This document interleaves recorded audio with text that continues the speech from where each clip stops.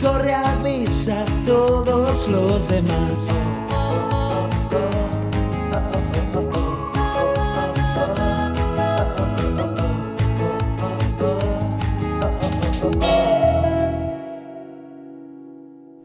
Hoy es el Día Internacional de la Erradicación de la Violencia contra las Mujeres y precisamente es este asunto en el que queríamos centrar nuestro escaparate de hoy, con diversas cuestiones que han tenido lugar en la ciudad de Huesca.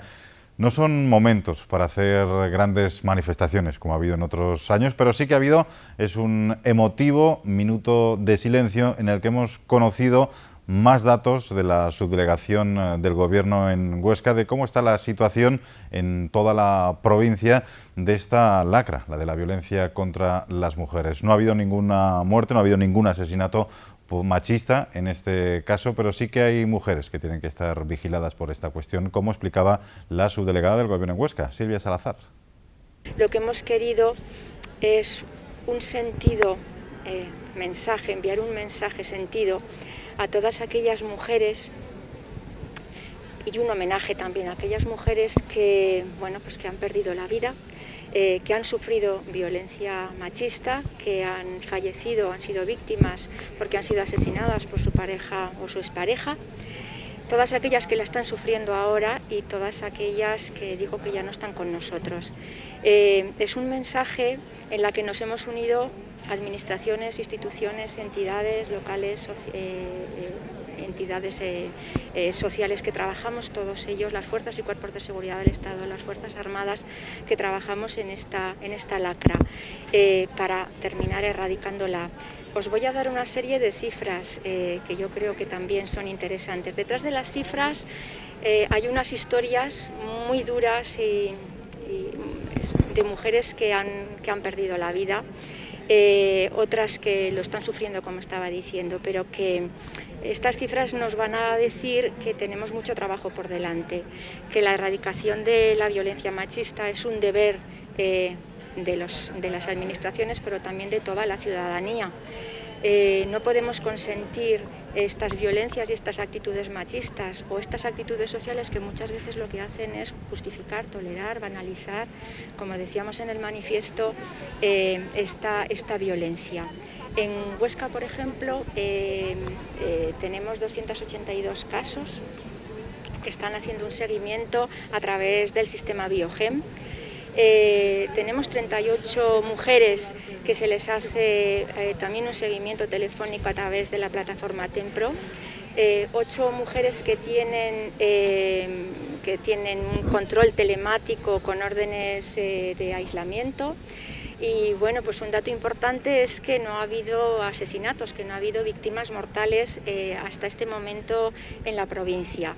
Pero no podemos olvidar que desde el 2003 hasta ahora pues hay más de 1000 mujeres que han fallecido, 4 de ellas en nuestra provincia.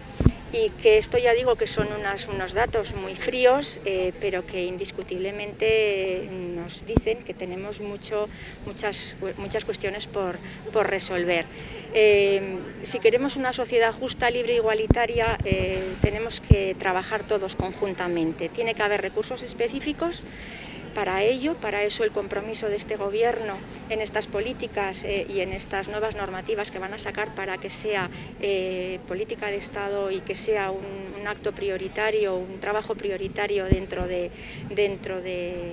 Gobierno para erradicarlo, pero también creo que es compromiso de todos y de todas de la ciudadanía como un deber moral y cívico erradicarlo. Y desde luego el trabajo tiene que estar en la educación en las familias, educación en los centros educativos, porque los datos son verdaderamente importantes. También lo decía el manifiesto, una de cada 2 mujeres menores de 16 años han relatado en este macroestudio que han hecho que han sufrido algún tipo de violencia simplemente por ser mujeres.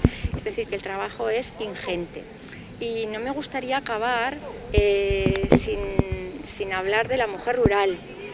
La provincia de Huesca es una provincia eminentemente rural y en una sociedad tan masculinizada como son los pueblos, los pueblos pequeños, es muy difícil que una mujer rural lo que haga es denunciar como la violencia a la que está sufriendo.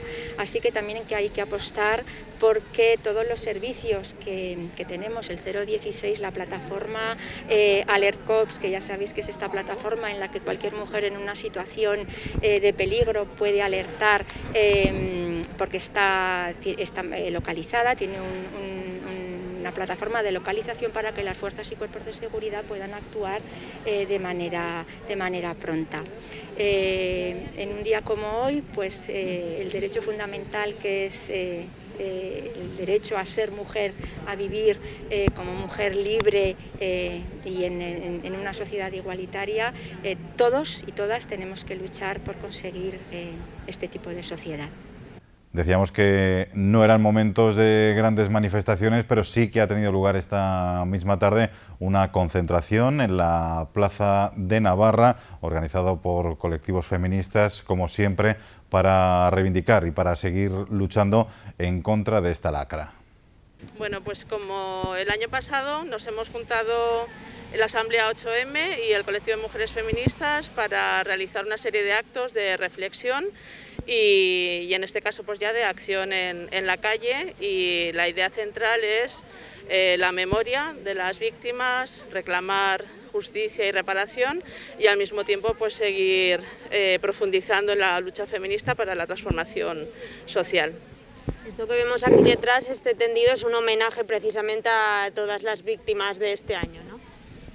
Sí, es un homenaje a las víctimas, entonces están colgadas a modo de esquela el nombre, la edad y la localidad donde fueron asesinadas las mujeres de este año, sí. Vemos que está toda la plaza llena de unas marcas rojas, supongo que será como medida de distanciamiento para la concentración. ¿Qué otras medidas habéis organizado para la concentración de este año? Bueno, pues nos hemos ajustado a las medidas que nos han transmitido, que son la de mantener la distancia. Hemos traído geles para nosotras que vamos a estar más en contacto, y luego bueno, pues no se pueden compartir pancartas ni octavillas, que otras veces lo hacemos. Hemos invitado a todas las participantes a que trajeran ya la pancarta elaborada de casa, y bueno, pues no va a ser manifestación porque eso también nos parecía más complejo, y entonces bueno, pues juntamos un poco las concentraciones que se venían haciendo los jueves últimos de mes con el acto del 25 de noviembre. Hemos visto que durante esta pandemia sobre todo han aumentado las llamadas de socorro de mujeres que han sufrido una situación de violencia de género en sus domicilios. ¿Vosotros desde los colectivos feministas habéis notado también este incremento? A las mujeres que atienden a las mujeres víctimas sí que han trasladado la preocupación inicial, que fue inmensa, porque era el decir no van a poder salir cuando se produjo el primer confinamiento, y es verdad que sí que se habilitaron medidas por parte del Ministerio y de otras instituciones, pero la respuesta ha sido insuficiente, y lo que sabemos es que aunque el número de asesinadas este año ha disminuido, no sabemos muy bien a qué responde, porque hasta que no se vea en el tiempo, ¿no? Pues puede haber sido por el confinamiento, pero lo que ha aumentado muchísimo ha sido la violencia psicológica, los problemas dentro del hogar, evidentemente al estar conviviendo con los agresores y correr peligro real. Recordarnos un poco cuáles son las bases de ese manifiesto que van a leer.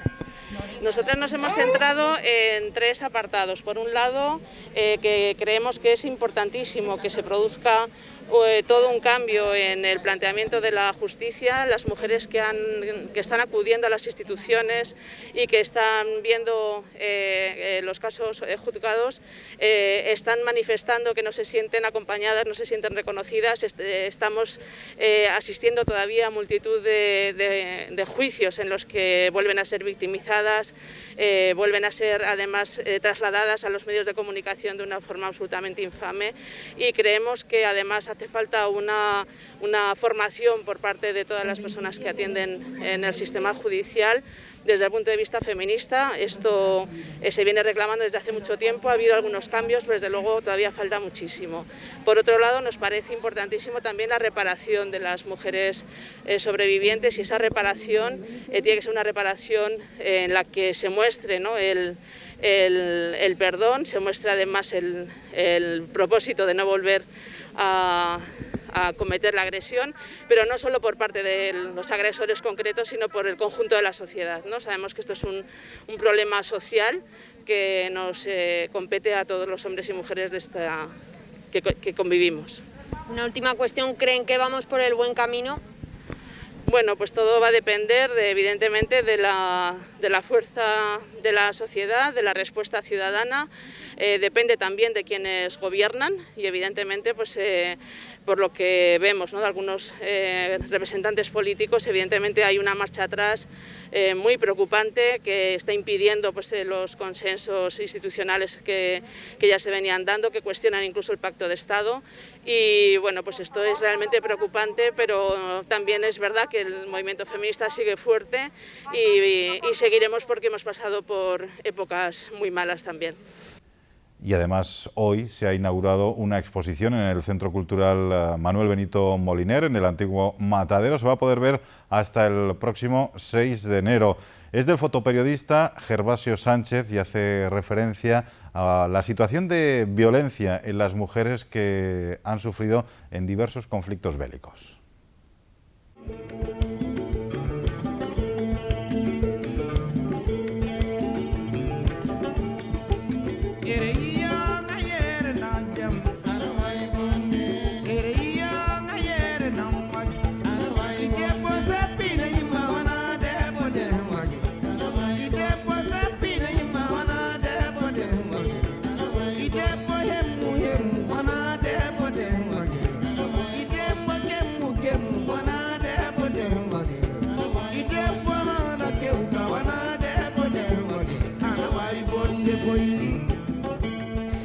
Entra uno en esta sala de exposiciones del Centro Cultural Manuel Benito Moliner y de repente se acuerda, por si nos habíamos olvidado, que el mundo sigue siendo muy cruel.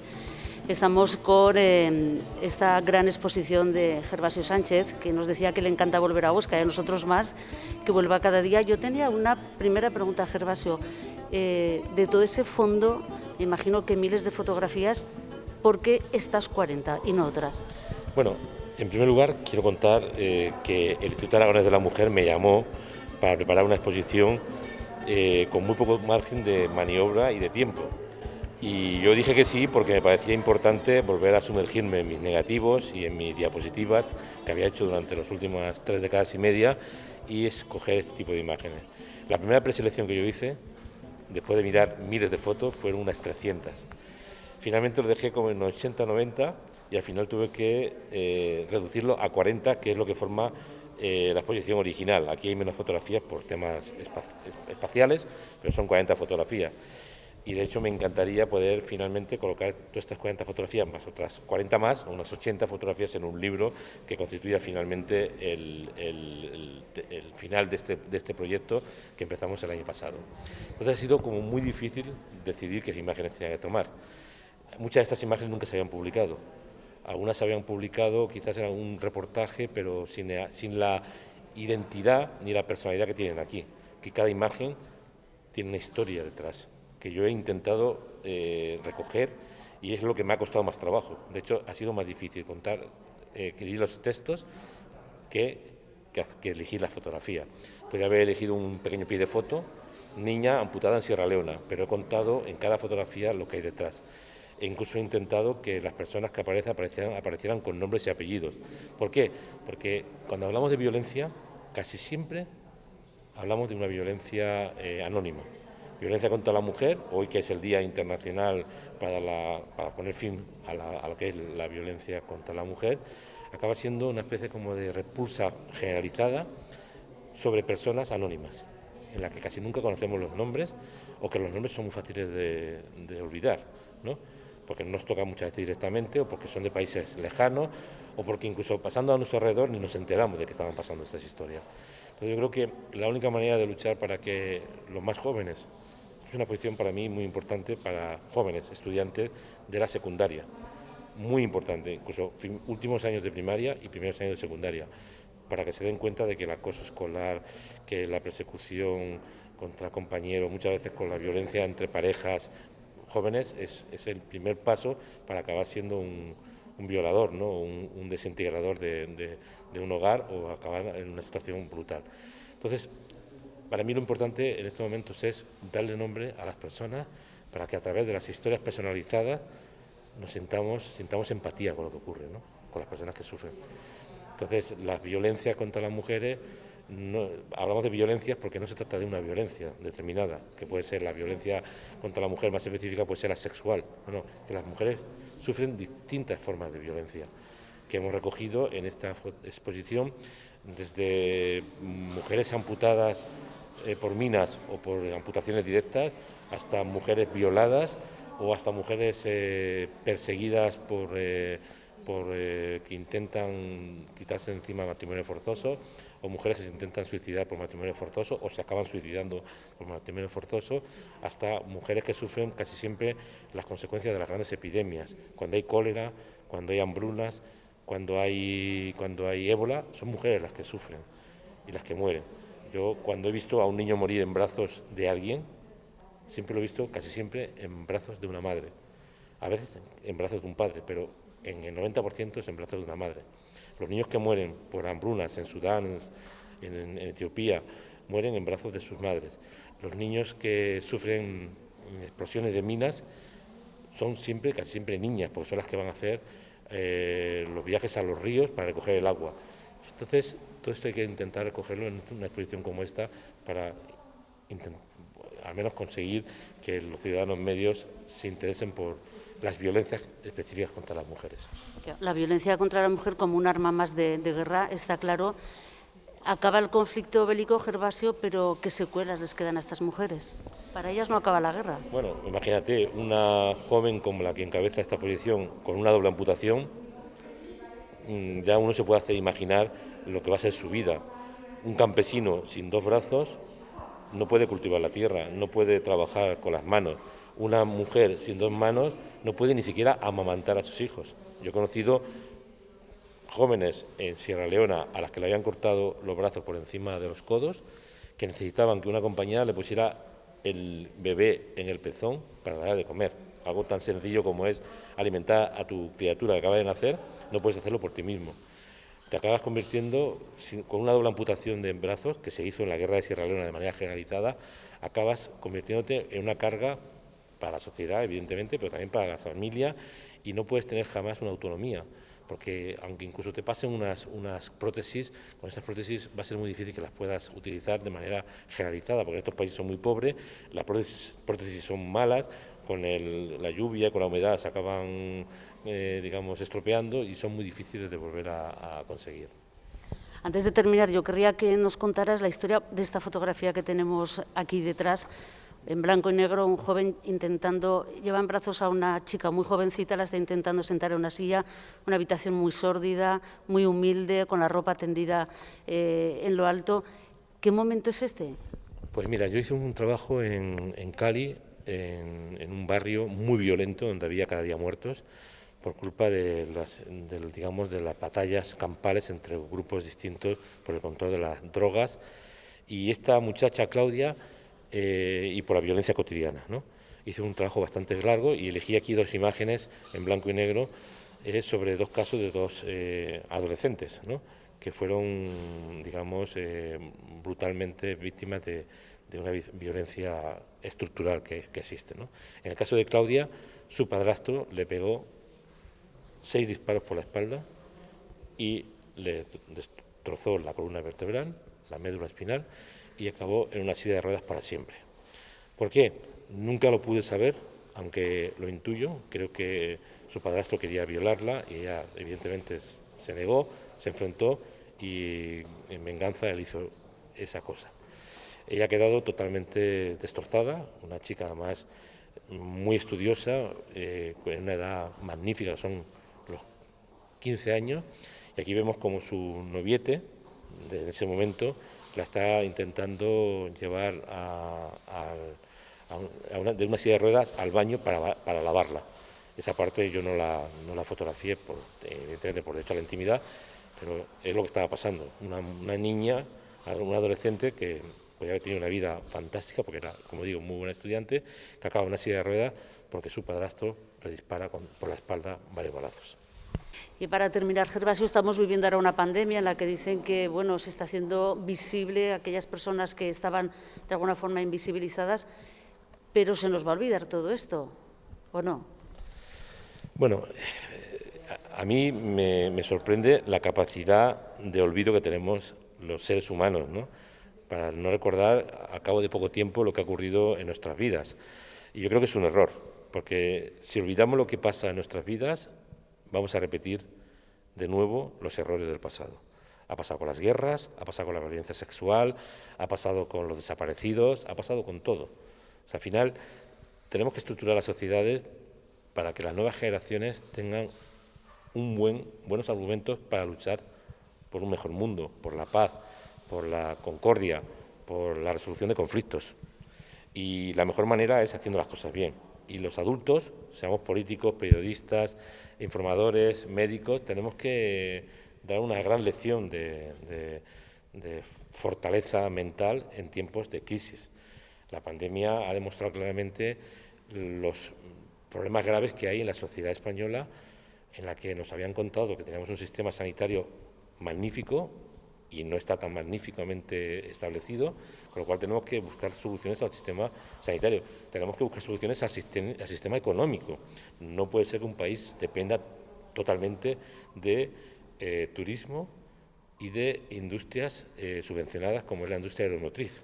Que en el momento en el que realmente hay una crisis como la que está viendo ahora, el país se desploma económicamente al punto de disparar el número de desempleados.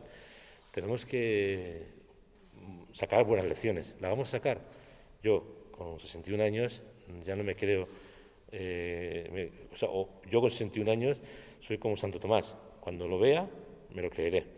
Pero me temo que no vamos a sacar las lecciones que querríamos sacar. De hecho, se dijo durante la pandemia, cuando yo estaba trabajando en residencias y en hospitales donde la gente moría, se dijo que esto nos iba a hacer mejores personas, que íbamos a aprender grandes lecciones sobre esta pandemia. Yo lo dudo, sinceramente. Un día como hoy, un día como ayer, donde ha habido el mayor número de muertos en la segunda ola, lo más importante es saber cuántas personas se van a reunir en Navidad. Me parece alucinante, sinceramente, teniendo en cuenta que las reuniones de Navidad van a provocar una nueva ola pandémica en enero y febrero, cuando estén los hospitales repletos de personas con neumonías, personas problemas respiratorios clásicos. Entonces me parece alucinante. Sinceramente no entiendo a mis conciudadanos preocupados por este tipo de historias frugales de nuestras vidas. Lo importante es luchar contra la pandemia, superar la pandemia con los sacrificios que haya que hacer. Yo que he visto morir gente de COVID, de la noche a la mañana, infectados y morir en muy pocas horas, simplemente pediría a los ciudadanos que se dejen de tonterías con relación a las Navidades, ¿no? Y si hay que hacer unas Navidades en casa, quizás recuperemos de verdad el espíritu navideño. Que el espíritu navideño no es consumir, consumir y consumir, es quizás reflexionar sobre lo que pasa en el mundo. Así dejamos este tiempo del escaparate. Ya saben que les seguimos contando muchas cosas aquí en Huesca Televisión y también en nuestro diario digital de noticias en www.radiohuesca.com. Muy buenas tardes.